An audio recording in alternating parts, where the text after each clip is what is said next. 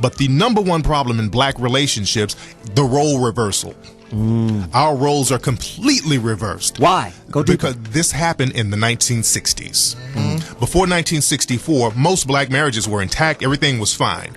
Right after 1964, when they passed the Civil Rights Act, they started to come into the community with all of these programs. They set the women aside. They started giving women grants and loans and housing and all of this stuff purposely to cause a rift in the black community. Separation. There's even a report called the Moynihan Report that came out in 1965 that predicted what would happen to the black community. It said in 20 years, the way we're going now, in 20 years, the black community will be in shambles. Teen pregnancy is going to be up. There's going to be rampant drug use. There's going to be crime if we keep on giving these women set-asides and not doing anything for the black male. They said this in 1965. Look up Moynihan Report. And everything in that report came true. And it's still coming true, and it's still reigning true now. Because it was a plan. It was a plan. It was not an accident. So we have to realize that this rift that's going on, it was enacted. It was a real thing, and we have to get back to our original roles. Right now, though, the problem is we have a lot of brothers who are comfortable being subservient in the relationships. We have a lot of mother-child relationships. Yes, say it. Understand? So a lot of the brothers have to step up, and a lot of the sisters have to say, wait a minute.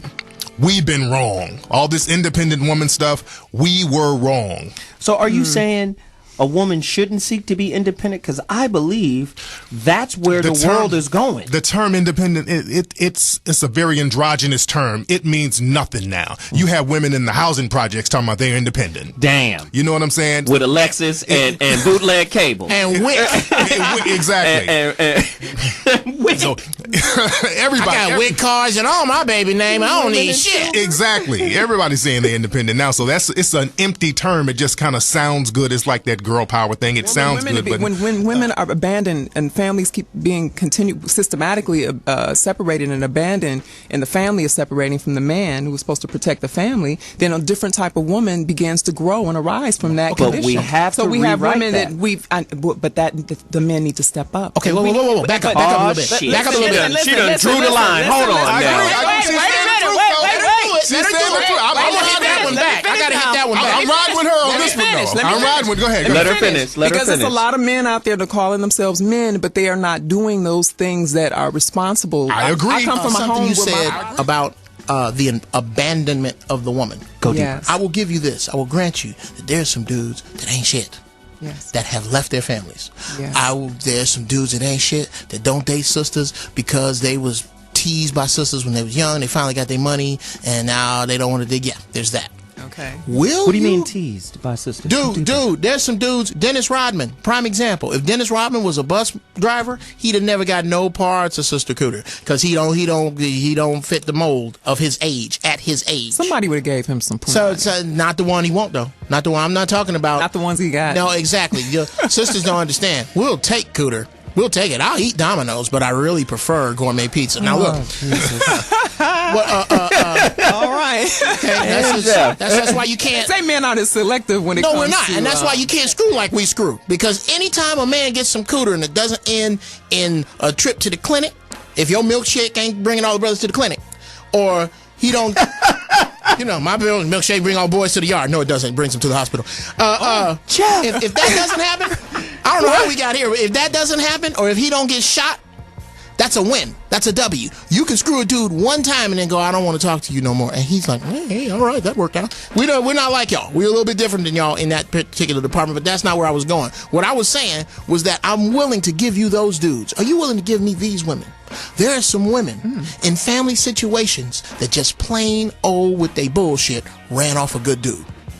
This is true. Okay. Because a lot of women don't know how to live with a man or what it's like to grow. That particular person, as a bunch of shitty dudes, was not what this system intended to make. This system, shitty dudes are a byproduct of this system. This system was aimed at making black women run off their men. Exactly. And that's what I'm saying. One of the big issues is that women can point out all the negatives in men. They can say, well, these men, they're not providing. These men aren't shit, which is fine. But when we say as men, some of these women ain't about shit. Some of these women ain't stepping up. It's all You're hell. misogynistic. Dude, that's true. No, that's true. No, you're a woman. No, I don't believe that. No, let me say this. What you're saying all is right, true. follow we me. get a whole stigma. All right, the queen Everybody. Pointing out some of the this stuff. Go queen ahead. circle the wagons Everybody. around the hoe. Everybody. You don't do that. Exactly. Women, Say that. queens Say that again. Say- Queens like you. I The gotta hear minute that. you say women ain't shit, or these kind of women ain't shit, the ones you ain't talking about. Right. The soulful, wonderful, earthy ones circle the wagons and put them horrible bitches in the middle. And I don't understand Exactly. that. Dudes don't do that. Y'all do that.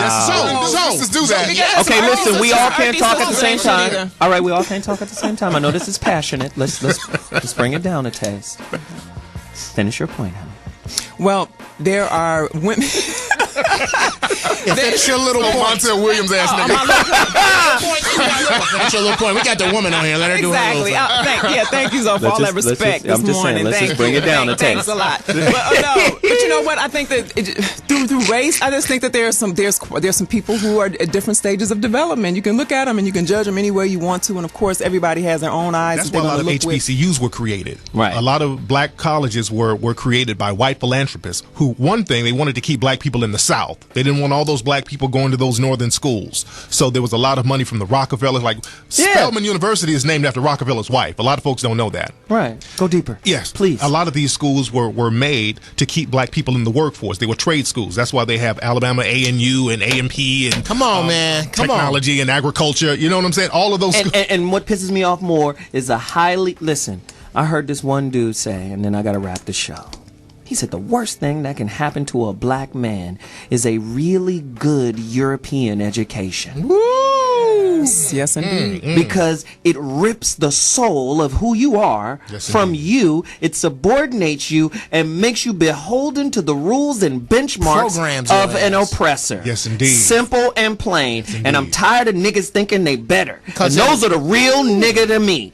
I'd rather deal with a hood, ratchet, real to the core kind of person than deal with some uppity, bougie, ghetto ass nigga who depends on the validation of the oppressor. Absolutely. I'm sorry. And with the Hidden Colors film, this is the first film series that does not focus primarily on slavery and civil rights when it talks about African history. Nobody's done that before. These movies talk about Africans and the black experience before slavery. We don't talk too much about civil rights, but we have a vast history before we were brought over here. We talk about blacks coming over here before Columbus. So let me do this. You We gotta already wrap. you already know. I already know. Exactly. And it's because- ridiculous. Y'all got to go get it. Man, we're so divisive. I named that The Untold History of Aboriginal, African, and Moorish Descent just so people of color would know I'm talking to them. Because right now we're at a point where we have people who look like Akon and Wesley Snipes talking about I ain't black, I'm Dominican. Right. Right. Not black, I'm Puerto Rican, I'm Belizean. Yes. Costa Rican. You did well. I'm just talking about you. Whoever you are, whatever you want to call yourself. If you have African descent, you are melanated. I'm talking to you. The film is for you. That divisiveness has been a stranglehold on us, and it's something that has been purposely caused on us during slavery. That whole divisive thing that we get African tribes and split them up because of the languages and keep us divided, and we still have that mentality. But the reason I made the film is because we do a lot of complaining about what's shown in Hollywood and what's shown in the media pertaining to black folks. We complain about the Precious movies, which we should. We complain about The Help and The Blind Side, which we should. Right. But we need to stop complaining and create other alternatives. And we're taught that these movies are somehow trying to heal race relations. Because I heard Barbara Walters on The View talking about how The Help is just a great, not The Help, but The Blind Side was such a great movie for race relations. Right. No, it's not. Every movie with blacks and whites in Hollywood, the black person is in a submissive or inferior position every single time. Just like with Django. Right. This whole Django thing, and I like the movie Django. I like it for what it is, not for what they're trying to promote it to Thank be. you. Right. This whole thing where they're trying to make it seem like it's a black empowerment movie. No, it's not. Right. That movie maintains white supremacy very thoroughly. All the way to the end. All the way to the end. Right. And I point this out that in that movie, our brother Jamie Foxx, his character Django, basically killed a bunch of broke, insignificant, powerless white people. The one white person of power he killed, he got permission from the white guy to kill him. You understand that? Really? Yeah. The Big Daddy guy. and John and Candy. Candy was killed by the other white guy. By the white dude. He was and the thing is, if it's like a revenge movie, like Inglourious Bastards, the Inglourious Bastards, they didn't kill insignificant German people. They killed Nazis Hitler. until they got to the big dog. Right. They killed the big dog. Right. Django didn't get to do that. So again, that movie maintained the status of white supremacy. Insignificant, broke, trailer trash type white people. The mass majority of whites don't care about them anyway. Right. So there was no kind They of. see them as niggas too. Yes, they right. Yes, Please, gotta jump in there. Oh my God! Yeah. People think, okay, first, I kind of disagree with you about these movies. Jeff Brown is healing hysterical. race relations. Yes, yeah. I disagree. They are healing race relations. They are making people feel better about race. But who? They making white folks feel better about the bullshit that their ancestors did. They're not doing shit for us. Exactly. Okay. Second, people think that racism is tearing this country apart. Bullshit. Racism is the only thing holding this motherfucker together.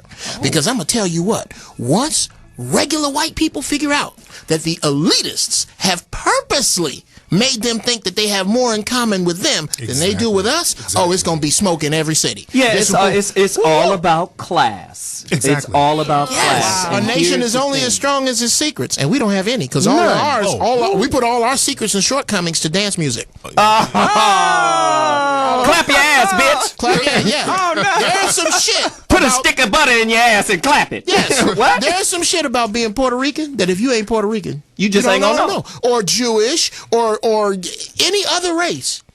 Ain't shit about being black that white folks don't know. Exactly. Wow. Love it. Because we have a culture of telling. We have a culture of telling because Snitching on each other. And that has been the number one problem for black people. A young lady sent me an email saying, well, I watched Django and they made a point. How come black people just didn't rise up? One problem only. Niggas telling. Right. Every slave rebellion, major slave rebellion, somebody told. Right. Because black people would get rewarded for telling on each other for just the minute, the most minor things. And that mentality is still prevalent. We have a culture where we, African Americans, have to put the next person on blast. That's only true. And the reward is simply a price. It's a price. That's only true about 300 years of the 400 years of slavery. Here comes the need for the dude, Willie Lynch, because there's a bunch of slave ships that didn't make it here. Yes, indeed. Because you can't just take African warriors and just round them up and figure ain't gonna